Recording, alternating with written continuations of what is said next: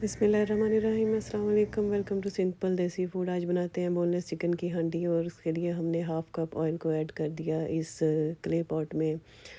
तो इसमें 2 tablespoon ginger garlic की पेस्ट ऐड करने के बाद इसको हमने चिकन को भी ऐड कर लिया। इसको 5 मिनट तक हमने भूनना है अच्छी तरह से जिंजर गार्लिक की पेस्ट में। अब ये सारे मसालों का 1-1 चम्मच ऐड कर लेंगे। नमक, मिर्च, हल्दी, सूखा धनिया, काली मिर्च, ज़ीरा ऐड करने के बाद इसको 2 से 3 मिनट भूनेंगे। अब ये 2 छोटे साइज़ के प्याज और 2 छोटे साइज़ के टमाटर लेके उनको चॉपर में चॉप कर लिया और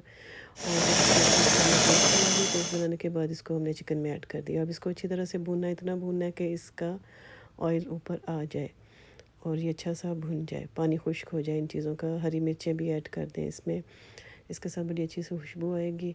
लो जी, ये सारा इसका कमाल है जी ये क्रीम का। अब इसमें हमने ये क्रीम ऐड कर दी, थोड़ा सा साथ आप चाहें तो दही भी ऐड कर दें।